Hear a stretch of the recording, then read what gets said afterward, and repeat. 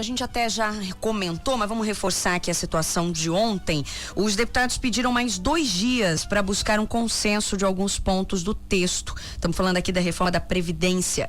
O tempo foi dado pelo presidente da Casa, Eduardo Botelho, e a votação está marcada para ocorrer amanhã. Já é a 6ª vez que a Assembleia adia aí essa votação da proposta do governador. Os deputados querem ainda a inclusão de novas categorias, como segurança pública, e assim deixar a mudança mais amena. Será que é possível? Vamos falar aí com o deputado estadual Lúdio Cabral, que faz parte aí desse grupo de deputados que busca uma melhora nessa proposta. Bom dia, deputado, tudo bem? Tudo bem, Camila. Bom dia, bom dia. É um prazer falar com vocês. Que bom. A última vez que o senhor falou com a gente, estava às vésperas de nascer a pequenininha. Deu tudo certo? Graças a Deus, que bom. Tudo certo. Está com 38 dias já. 38 dias, que fofo, que bom. Tá dormindo dando pouco, trabalho então. para nós nas madrugadas. É bem assim que funciona. Não tem pra onde correr. E na Assembleia também não tá muito fácil, né? Não tá não. Tá difícil, tá tenso a Assembleia. Esse debate da reforma da Previdência, assim, ele está se estendendo. O governo numa posição intransigente de manter um conteúdo para a emenda constitucional que consegue ser pior do que a já ruim reforma federal. Felizmente, há hoje um equilíbrio de forças dentro da Assembleia em relação à votação, porque o governo, para aprovar, precisa de 15 votos. Ele não tem segurança que tem 15 votos hoje. Nós, a oposição e os deputados que estão sensibilizados à pauta dos servidores, nós, assim, somos 10, 11, 12, tem oscilado esse número, e por conta disso a votação está travada. A minha posição pessoal, Camila, é de derrotar essa PEC. Todo o meu esforço tem sido nesse sentido. Vamos derrotar o governo e não aprovar essa PEC. Porque nós temos até abril de 2022 para votar regras para o regime de previdência próprio dos servidores do Estado. Não há necessidade do Estado já absorver integralmente as regras da reforma federal para idade, para tempo de contribuição, dessa forma que o governo está pretendendo, sem estudo de impacto financeiro, sem estudo atuarial e sem prever regras de transição, porque os atuais servidores, eles, para entrar no regime novo, é preciso que haja regras de transição, porque muito provavelmente servidores que faltam 1 ano para se aposentar, ou nas regras atuais, vão ter que trabalhar mais 7, 9 anos. Então tem que ter uma regra de transição para quem está no regime atual. Na hipótese de não conseguirmos derrotar a PEC, incluir no texto regras de transição para todos os servidores, para ser justo com o conjunto dos servidores. E terceiro, trabalhar essas especificidades de algumas áreas. Você tem que trabalhar essas especificidades com justiça também. Não tem sentido o policial civil ter uma regra de transição diferenciada, mas o perito criminal não ter.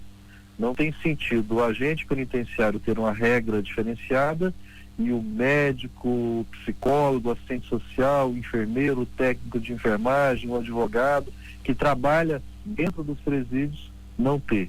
Não tem sentido o agente do socioeducativo ter regra diferenciada e o assistente social, o trabalhador de nível médio que está ali na rotina do sistema socioeducativo não ter essas regras. Então, em 3 linhas que eu estou raciocinando e me mobilizando. Primeiro, para derrotar; segundo, para colocar regras gerais; e terceiro, para, nas especificidades, ser justo com o conjunto dos trabalhadores.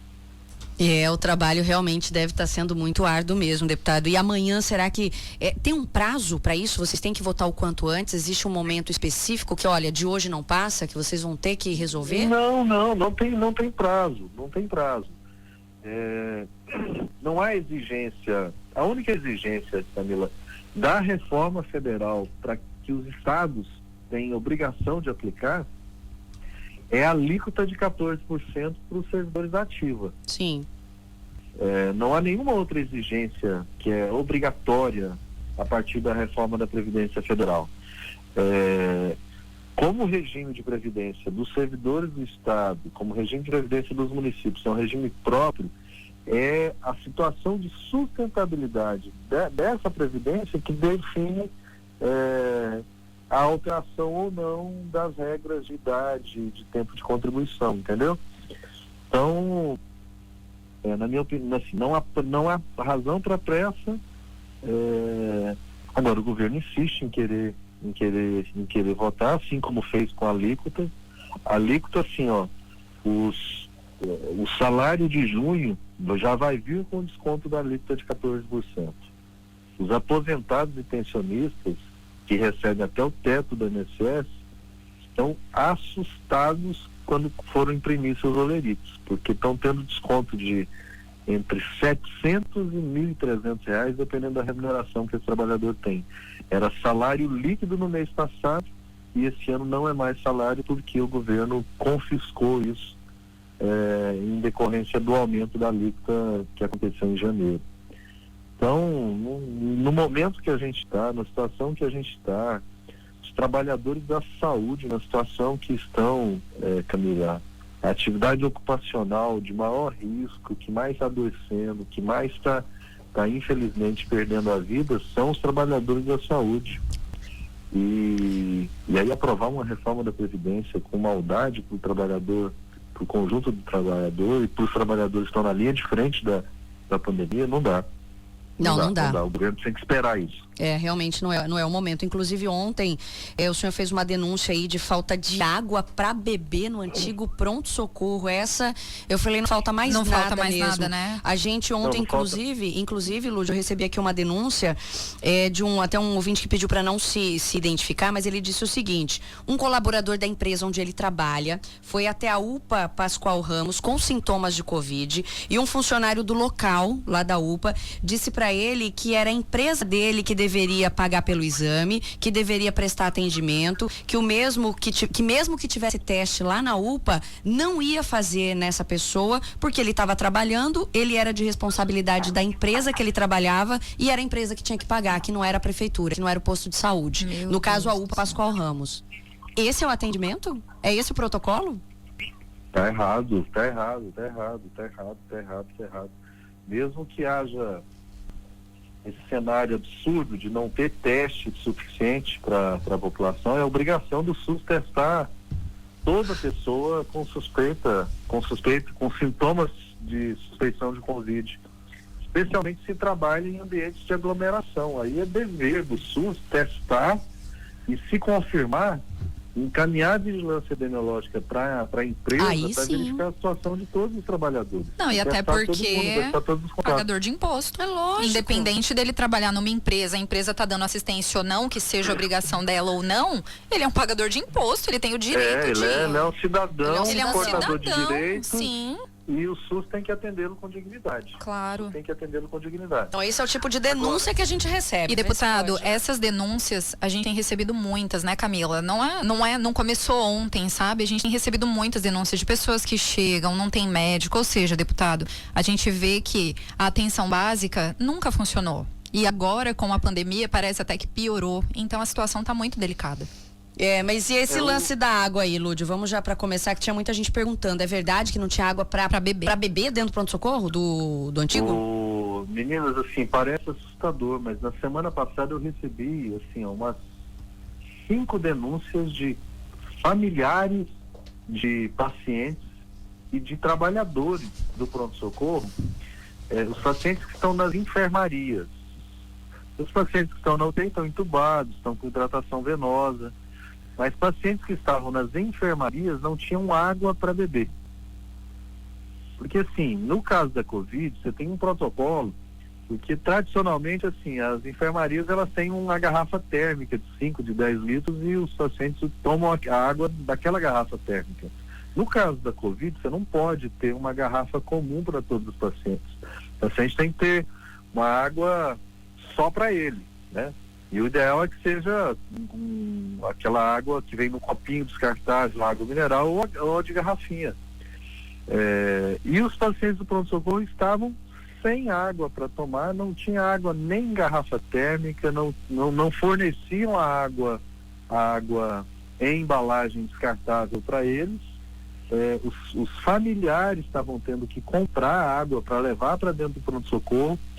E ontem um paciente que recebeu alta me relatou que os pacientes já estavam tomando água da torneira da pia dos banheiros porque não estavam tendo acesso à água lá no pronto-socorro. E não é de hoje, viu? Já tem mais de uma semana. Essa situação, e a Secretaria de Saúde de Cuiabá não tomou providência nenhuma. Meu Deus, a água da torneira do banheiro do hospital? Deus me livre. Exatamente. Meu assim, Deus, eu não tenho água para tomar. E olha só, o paciente de Covid, o paciente que tem um quadro viral, uma regra básica, hidratação. Ele precisa tomar muita água, tem que tomar 3 litros de água por dia. E essa água tem que ser fornecida pelo hospital. E tem que ser água de qualidade. Então assim, o que vocês me falaram sobre a situação lá na UPA do Pascoal Ramos, o que a gente está vendo no pronto-socorro, trabalhadores da saúde e pacientes sem água para tomar, é o retrato de que o sistema de saúde, assim, entrou em colapso. Tá? Em colapso. Ou a gente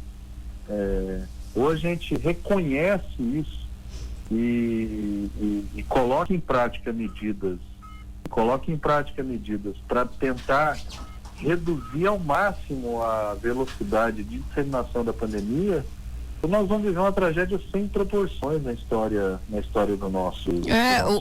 A gravidade está além da falta de UTI. Não é só isso, é o básico, não ter água.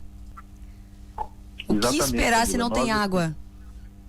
O Estado, infelizmente, não se preparou de forma adequada para enfrentar a pandemia. Lá em março, quando eu cobrava, olha, qual é a projeção de vocês, com que projeções vocês trabalham para número de infectados no estado, para duração da curva epidêmica, para taxa de hospitalização, para média de permanência em UTI. Fiz estudo em março, sabe, projetando, olha, num cenário mais favorável vai precisar de 120 leitos, num cenário intermediário vai precisar de 560 leitos, num cenário mais complicado nós teríamos que ter 1.200 leitos de UTI, tudo com base em estimativas. O governo não fez esse tipo de projeção, trabalhou com um cenário. No dia 26 de março, depois que eu divulguei um estudo com essas projeções da necessidade de leitos de UTI e de leitos gerais, o Estado deu uma entrevista, o governador dizendo que eles fizeram um planejamento adequado, estavam preparados, e Mato Grosso não teria mais do que 4.000 casos de Covid-19 ao longo de toda a curva epidêmica. Me lembro. Por isso que eles se concentraram apenas no metropolitano e em ampliar um pouco dos leitos dos hospitais regionais. O metropolitano, assim, em uma semana foi totalmente ocupado dos leitos de UTI. E nós precisamos mobilizar todo o sistema de saúde.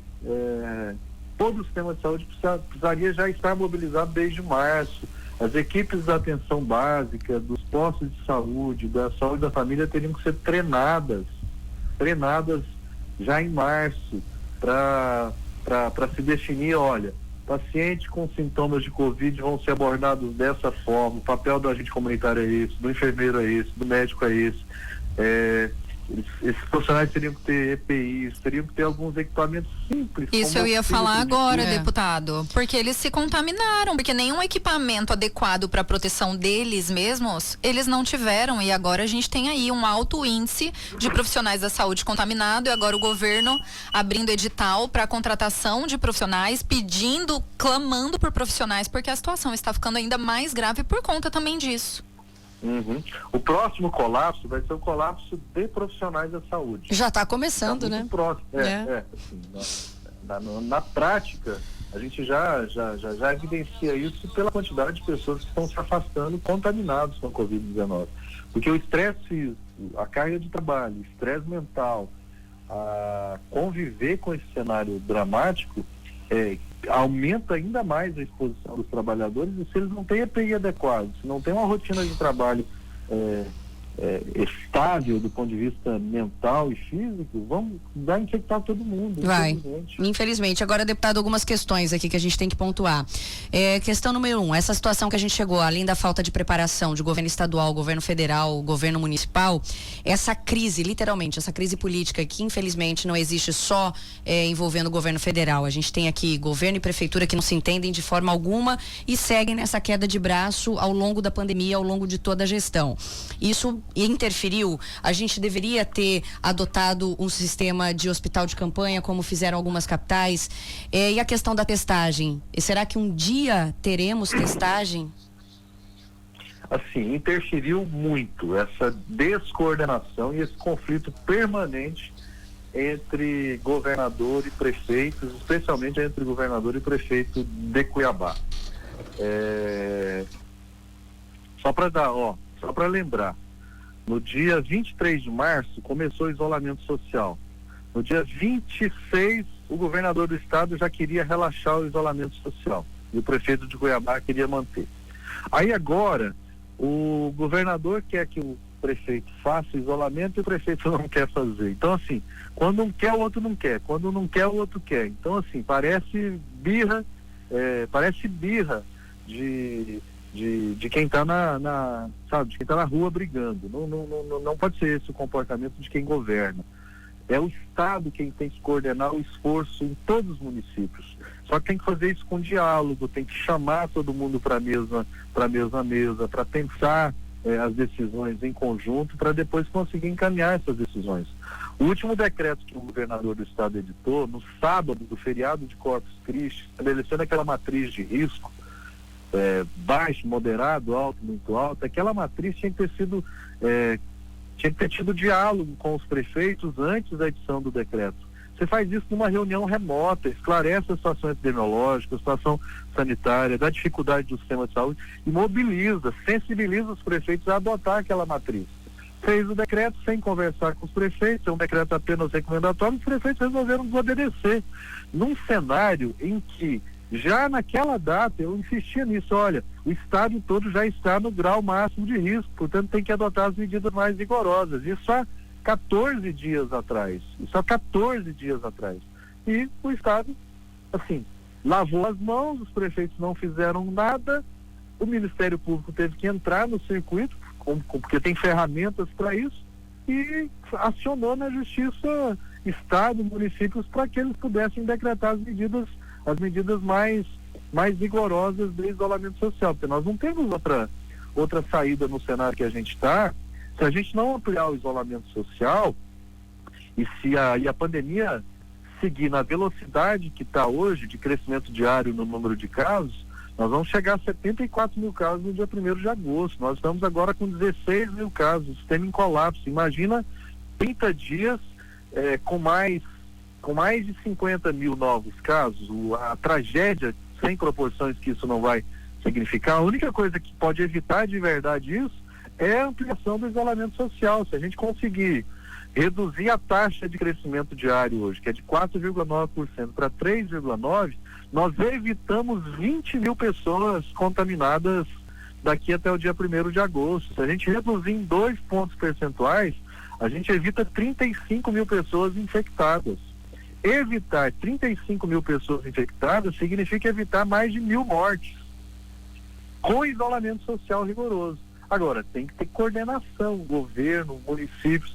Ora, mesmo a decisão judicial, você percebe que Cuiabá, assim, não está fazendo um isolamento social rigoroso, para usar uma expressão como meia boca, né? Não tá com isolamento como deveria ser. Se a gente não subir de 35 para 60, para 70% de isolamento, o cenário que a gente vai ver daqui a 30 dias é esse, de 74 mil casos. Eu comecei a fazer projeção quando a gente tinha 500 casos no estado, e as pessoas assustavam: você está sendo alarmista, você está sendo muito alarmista, não vai chegar a isso. O governo dizendo: nós não vamos ter mais do que 4 mil casos no Mato Grosso.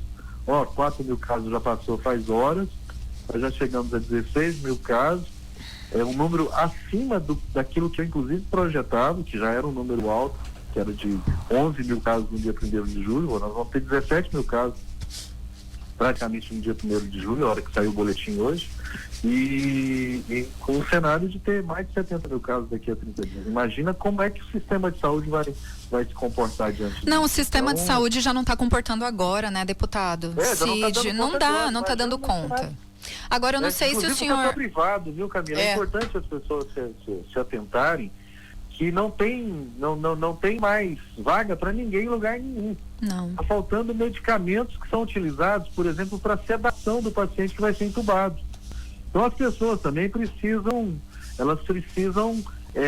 acordar para o tamanho da gravidade do que a gente está vivenciando. Eu vejo às vezes, é bom, eu lembrei que eu vejo às vezes, me dá uma agonia, me dá um desespero. Eu às vezes vejo famílias entrando num supermercado, pai, mãe e 2 crianças para fazer compra. Eu às vezes vejo uma filha adulta jovem com a mãe idosa ou com a avó idosa entrando numa farmácia para comprar medicamento. Eu vejo casal de namorado desfilando no supermercado. Passeando. Eu vejo porque isso. Agora o mercado virou o novo shopping, deputado. Pois é, assim. Não tem consciência. Eu abismado. Eu só faço compra num mercadinho pequeno que tem aqui no Araés, que eu moro aqui no Araés. Então, assim, eu não vou em mercado grande, eu vou no mercado pequeno. Mas mesmo no mercado pequeno, eu às vezes entro e fico parado prestando atenção das pessoas. Casais de idosos, o marido e a esposa de 70 anos, 75 anos, fazendo compra junto. Eu falei, meu Deus do céu. E tranquilamente, sem pressa. É uma pessoa só, tem que vir com a lista pronta. Entra, compra rápido e sai. Porque é local de aglomeração. Então, assim, isso expõe os trabalhadores que estão no supermercado, o caixa, o atendente, aquelas pessoas que são serviços essenciais e que têm que continuar trabalhando. E aí, quem pode ficar em casa, quem pode evitar aglomeração, fica dando bobeira. Circulando, fica dando bobeira. Dando bobeira. Dando bobeira mesmo, flertando com o vírus. Exatamente. Sem perceber, olha, se eu adquirir essa doença, se eu ficar grave, precisar de uma UTI, não vai ter UTI. Se precisar de me entubar, não vai ter sedativo para colocar na minha veia para eu ser entubado com tranquilidade. Vou ser entubado acordado. As pessoas precisam, sabe, essa ficha precisa cair na cabeça das pessoas.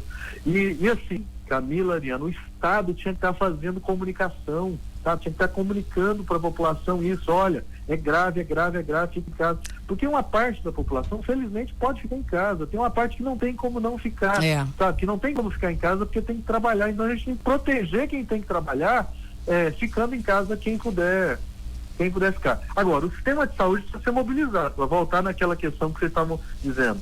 Não adianta só, porque agora assim, vamos ampliar leito de UTI, não adianta, toda ampliação de leito de UTI vai ser insuficiente para a quantidade de casos. Enquanto tiver. Qual é o caminho? O caminho é lá onde as pessoas vivem, dar oportunidade a elas de, nos primeiros sintomas, serem atendidas por uma equipe de saúde.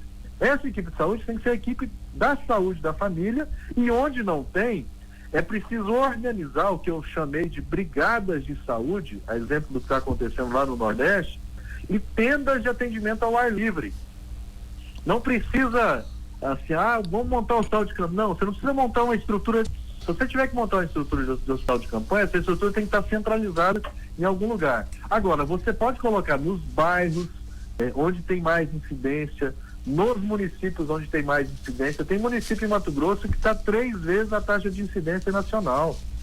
Só que como a população é pequena, a gente não percebe o tamanho da gravidade disso.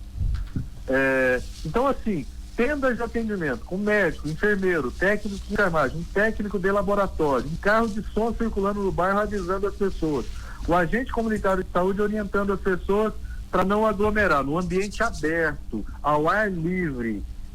A exemplo daqueles multiação que e ali a pessoa vai ser atendida nos primeiros sintomas, ela vai ter o telefone dela, vai estar cadastrado numa lista de WhatsApp, ela vai escolher exames se for preciso, ela vai fazer o teste, o RT-PCR, tem já no mercado internacional as condições para Mato Grosso adquirir teste RT-PCR. E por que o Estado não adquire, Lúdio? O que está acontecendo? Eu não consigo entender. Meu Deus! Entender. O imobilismo. A gente não consegue. Se o sistema tá ferrado, tá falido, não tem pra onde correr. A gente já recebeu aqui do ouvinte, ele não ia mentir, acredito no nosso ouvinte, dizendo que foi lá e falou: não, volta pra sua casa porque é responsabilidade da empresa que tá mandando você trabalhar. Então não vamos fazer aqui a poliana de que, vai testar. Lúdio, não vai testar. Pelo jeito, não vai. E tá fazendo o quê? Porque assim, critica-se muito a prefeitura, não é? O dinheiro tem que vir, tá vindo pra prefeitura, mas tá vindo pro governo também. E aí? Tá vindo, tanto o governo quanto os municípios têm recurso para poder fazer esse enfrentamento. Mas outro dia eu vi uma entrevista do governador dizendo que tinha medo de comprar porque as empresas estavam cobrando preços abusivos nas coisas. Ora, chama o Ministério Público. Olha, eu não entendo. Ministério Público, nós vamos fazer a compra desses equipamentos. O custo que nós identificamos no mercado internacional é essa.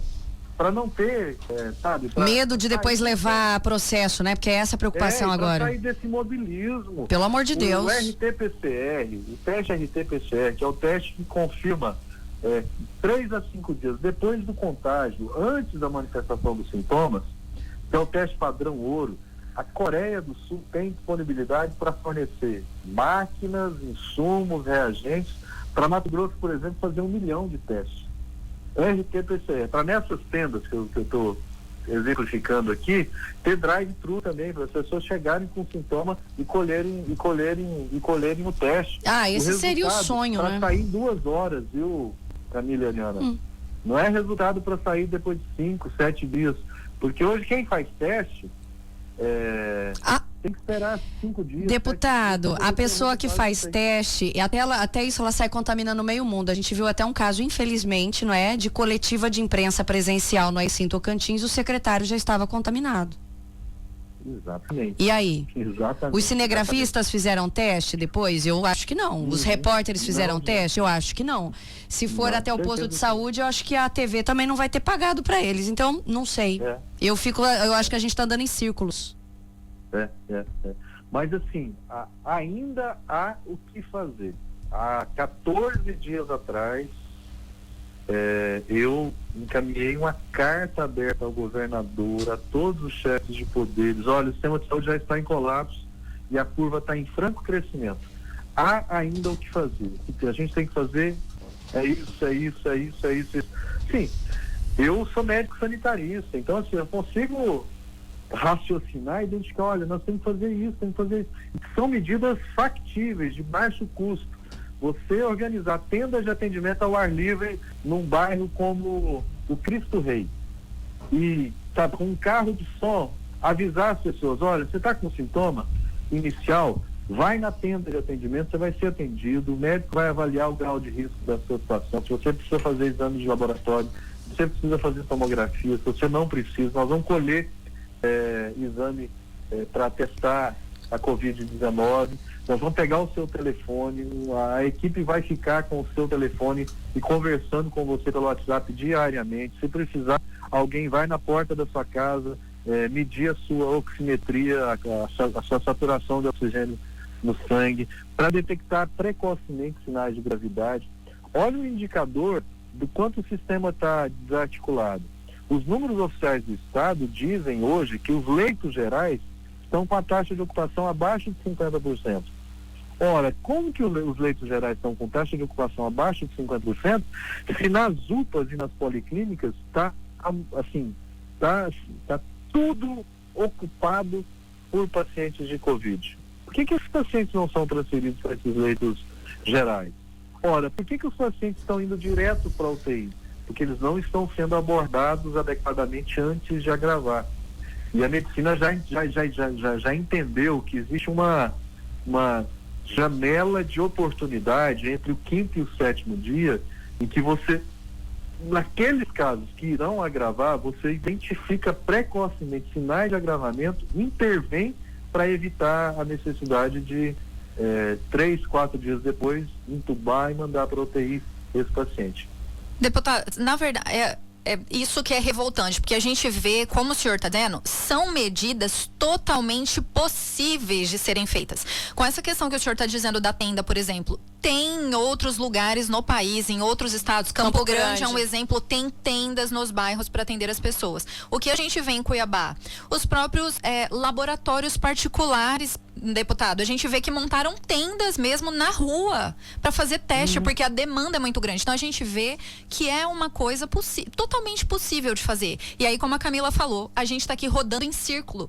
O problema é que roda no círculo da morte, né? Porque Exato, a galera tá morrendo. Porque a pessoa não consegue um atendimento na rede básica. Agora, ainda dentro de todos esses problemas, deputado, eu queria ouvir do senhor o senhor como médico sanitarista, com relação a essa grande discussão ainda com relação a kit Covid. A gente viu que a Prefeitura de Cuiabá já publicou em portaria que vai ter o kit Covid, que vai estar disponível nos postos de saúde, policlínicas, enfim. O que o senhor pensa com relação a isso? Até a própria Assembleia Legislativa, o deputado Eduardo Botelho já está adquirindo kits. Queria ouvir do senhor seu posicionamento com relação a isso. Tá, assim, vou falar como médico. Existem vários serviços, existem vários municípios, serviços hospitalares, vários profissionais que estão adotando na fase inicial, na fase 1, nos primeiros sintomas, a utilização de determinados medicamentos com o objetivo de reduzir a replicação viral, de reduzir a multiplicação do vírus dentro do nosso organismo e com isso evitar o agravamento. É por isso que está sendo utilizado ivermectina, hidroxicloroquina, azitromicina, com esse sentido. Não há, Ariana, Camila, evidência científica para esse tratamento. Ou seja, a medicina está fazendo estudo no mundo inteiro para tentar encontrar evidência científica forte que diga, olha, esse medicamento ajuda neste momento e desta forma. Vou te dar um exemplo, a dexametasona já há estudo com evidência científica de que ela tem efeito benéfico na fase 2, na fase de agravamento, quando começa o processo inflamatório no pulmão das pessoas. Mas não há ainda evidência científica nem para ivermectina, nem para azitromicina na fase inicial, nem para hidroxicloroquina. Agora, o Conselho Federal de Medicina autorizou os médicos a utilizarem por decisão clínica. Eu estou atendendo um paciente. Vou falar como seria o meu comportamento se eu estivesse hoje no posto de saúde. Eu atendo uma pessoa, ela está com sintomas iniciais.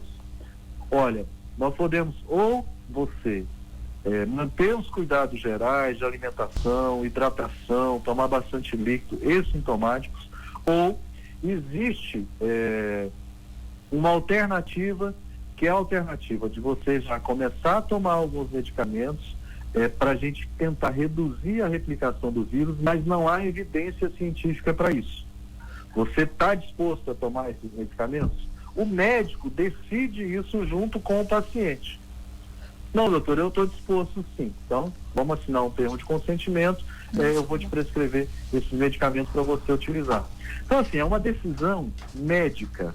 O que o Estado, os municípios precisam fazer? Olha, como são medicamentos que estão sendo experimentados pela medicina no mundo todo, e aqui no Brasil também, vamos adquirir esses medicamentos e colocá-los à disposição dos profissionais de saúde nas unidades de atendimento.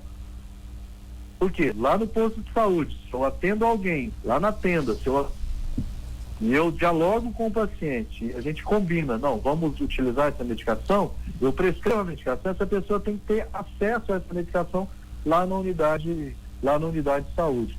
Então, o Estado, os municípios, precisariam disponibilizar esses medicamentos nas unidades de saúde. Com o que eu não concordo, Ariana, Camila? Com essa história de kit. Porque, assim, é muito arriscado você trabalhar a cabeça das pessoas que elas vão receber um saquinho com os medicamentos e aqueles medicamentos vão resolver a situação delas. Não. Por uma razão muito simples. Vou dar o exemplo da dexametasona. A dexametasona não se utiliza na fase 1. Inicial. Se a pessoa sair com a sacolinha, com a dexametasona dentro de um kit, e ela tomar a dexametasona na fase 1, ao invés de fazer bem, vai fazer mal para ela, porque vai aumentar a replicação viral. Ela teria que tomar a dexametasona na fase 2, nos primeiros sinais de agravamento, quando está virando da fase 1 para a fase 2. Agora, quem é que tem parâmetro para tomar essa decisão? Médico. Então, assim, eu não sei se eu consegui ser claro, esses medicamentos, eles têm que estar disponíveis para a população, porque hoje há inclusive uma corrida às farmácias, não se acha mais ivermectina, não se acha mais azitromicina. Fora o preço, né, Lúdio? Fora o preço que ivermectina custava R$5 antigamente. Agora custa 40. Exatamente, o preço está lá em cima, então... E não tem, né, deputado? Como já há uma experiência de vários serviços, e os médicos estão utilizando bastante esses medicamentos, eles teriam que ser distribuídos nas unidades para que os médicos pudessem prescrever quando decidissem isso junto com o paciente e o paciente ter acesso ao medicamento lá na unidade. Porque assim, não há, embora não haja evidência científica, a clínica, ela é soberana e o médico é soberano para tomar a decisão junto com o paciente sobre a utilização deste ou daquele medicamento. O que precisa é apenas haver a relação médico-paciente delimitando os cuidados que você vai oferecer e os cuidados que a pessoa vai receber. E o Estado tem que criar as condições para que o médico tenha acesso a isso. De fato. Mas a palavra kit Covid, ela é ruim. Porque dá a ideia de que assim, eu pego aquela sacolinha de... Eu também tenho essa impressão. Eu tenho essa impressão.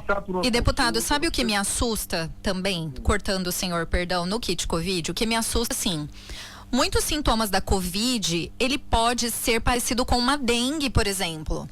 Então, em um primeiro sintoma que a pessoa tiver, sei lá, ela teve um desconforto no corpo, de repente ela pode achar que e ela já começa a se automedicar.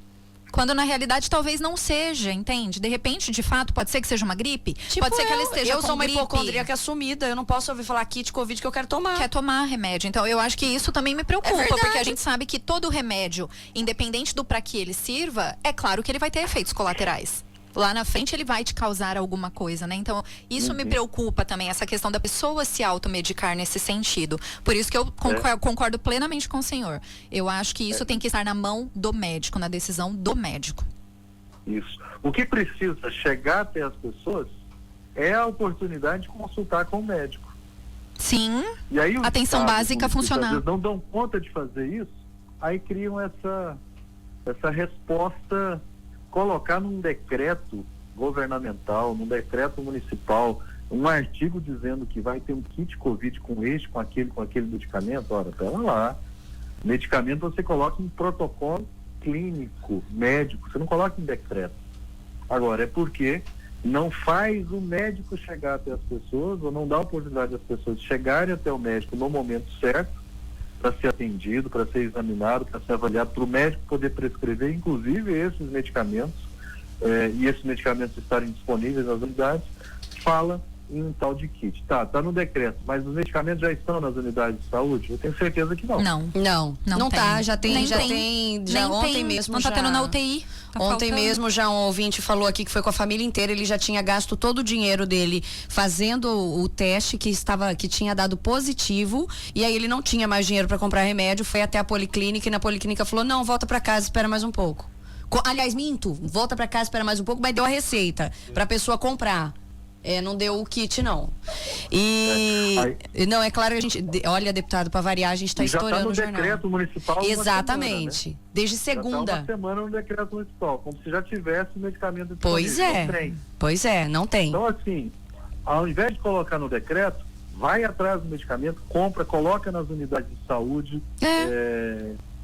e dá ao médico as condições de prescrever quando ele entender quando ele entender necessário. É o verdadeiro tem, mas acabou. E outro medo que a gente tem também, falando aqui rapidinho, porque para variar a gente falou demais, né? Para variar, a gente já tá estourando o jornal. Mas o negócio é o seguinte, Lud, ainda me dá medo de outro detalhe, não é? Ah, não, tem que ser uma compra emergencial, o remédio custava R$5, agora é 44 de fato, até nas farmácias. Me dá um medo quando a gente vê isso no âmbito público, do quanto vai custar. Sim, e até o Carlos Henrique, um ouvinte nosso, mandou que existe realmente o superfaturamento, mas existe uma tabela também, aquilo que o deputado falou. Tá, aciona o Ministério Público, então, para nesse momento de compra, de adquirir, né? Pra gente finalizar, Lud, não sei se dá pra gente colocar aqui, tem até uma dúvida de uma outra hipocondríaca declarada como eu aqui, dizendo que se não há um risco de superbactéria, com as pessoas tomando tanto remédio assim, que chega os lotes na farmácia, acaba, a azitromicina sendo distribuída, né, se uma hora for, ninguém consegue ir ao médico, aí quem foi passando dos outros, e aí se tomou, né, se os deputados, até alguns deputados fizeram, né, vídeo, até o próprio governador, quando ele disse o que estava tomando, bombou. Então isso é mais perigoso do que a gente pode imaginar, apenas tomar um remedinho ali, é remédio de verme, não mata. A gente pensa assim, né, a gente que não é médico. Tudo, assim, todo medicamento, ele é veneno, todo medicamento é veneno. É uma droga, né? É a dosagem que define se ele é remédio ou se ele é veneno. Então existem profissionais formados para isso, médicos, farmacêuticos, o médico vai prescrever e o farmacêutico vai te orientar. Então, o uso indiscriminado aumenta os riscos. A azitromicina é um antibiótico. Se a pessoa utilizar sem orientação, ela pode estar selecionando bactérias dentro do seu organismo e produzindo quadros mais graves. Agora eu queria voltar nessa questão que acho que a Ariana falou sobre os sintomas, né? Nós estamos vivendo agora um cenário de tempestade perfeita. Por quê? Porque a gente está com a Covid em franca ascensão, nós entramos no inverno, que é a estação seca, que é a estação mais propícia para a propagação de infecções de natureza respiratória. Nós entramos na fase das outras viroses respiratórias, influenza, resfriados. Eu estou fazendo aquele atendimento, atendendo as pessoas pelo WhatsApp, e eu já começo a identificar situações em que os sintomas estão muito mais próximos de um quadro de influenza do que de um quadro de Covid. Na medicina, assim, você vai desenvolvendo uma espécie de um faro, de um tato para poder, isso aqui está mais com cara de influenza do que de Covid. É o período de queimadas e nós ainda temos uma epidemia de dengue. Então, nós estamos com a tempestade perfeita em Mato Grosso nesse período. Inverno, queimada, Covid, influenza e dengue. Meu Deus. Ainda tem o negócio dos porcos da China, ainda tem nuvem de gafanhoto. Chegando frente fria hoje em Cuiabá, o prefeito hoje se manifesta com relação a provavelmente, hoje verdade. Ele diz que vai se manifestar sobre de repente um novo decreto, toque de recolher, e eu penso que de fato, se a gente não fechar aí, deputado, como o senhor disse, pelo menos 10, 15 dias, fechar mesmo essa cidade, a gente vai ter um julho e agosto terrível. É verdade. Complicado. Verdade. É isso, deputado. A gente precisa voltar a falar mais vezes aqui com o senhor. Passou um mês, aí a gente quer falar tudo de uma vez e acaba o tempo. Eu estou à disposição, tá? Estou à disposição. Mas pode finalizar rapidinho, sem problema. Já estamos estourados mesmo. Não, eu ia dizer exatamente isso, assim, assim, julho e agosto são meses muito difíceis para a saúde das pessoas de um modo geral. Sempre foi assim. Quando eu trabalhei na saúde indígena, era julho e agosto que a mortalidade entre os povos indígenas aumentava. A mortalidade, por exemplo, entre os povos indígenas agora, os chavantes, assim, está altíssima nesse período, que é julho e agosto. Que são os períodos mais suscetíveis mesmo aos problemas de natureza respiratória. Sempre foi assim. E agora, com essa doença traiçoeira, desconhecida, grave, sabe?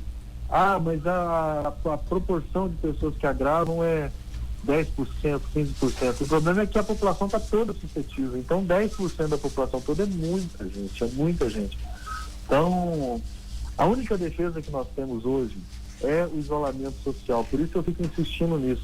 Não estou falando em lockdown, viu, Camila, Ariana, porque lockdown... Não, lockdown é uma não. logística até militar que nós não temos. Sim, tem que trancar as ruas de fato, né, deputado? O que a gente precisa é ampliar o isolamento social, assim, fechar as atividades que não são essenciais para que as pessoas não precisem circular. E as atividades essenciais, elas precisam ser adaptadas para poder proteger o trabalhador do serviço essencial e para poder evitar aglomeração. Então, transporte coletivo tem que ser mantido 100%, porque o trabalhador essencial vai continuar circulando. Se você reduz o transporte coletivo, você aumenta a aglomeração e vai infectar o trabalhador essencial. O funcionamento dos serviços essenciais precisa ser adaptado para não ter aglomeração dos serviços essenciais. E o que não é essencial, tem que fechar tudo. Tem que fechar tudo, porque aí a gente sai de um isolamento de 35% para 60%, para 70%.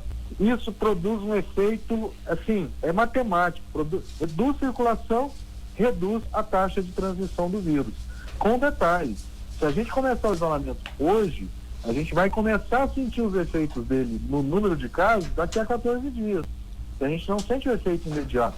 É depois de 14 dias de isolamento que você percebe a redução no ritmo de crescimento no número de casos. Nós não temos outra defesa para evitar uma tragédia maior do que a gente já está vivendo. Eu volto a dizer, nós temos 16 mil casos, tínhamos 16 mil casos ontem. Se mantiver a taxa de crescimento diária observada nas últimas semanas, nós vamos chegar a 74 mil casos no dia 1º de agosto. Se a gente reduzir em 1 ponto percentual essa velocidade, de 4,9 para 3,9, nós evitamos 20 mil pessoas infectadas. Nossa. São 20 mil pessoas que não serão infectadas, que não adoecerão, que não terão risco de agravar.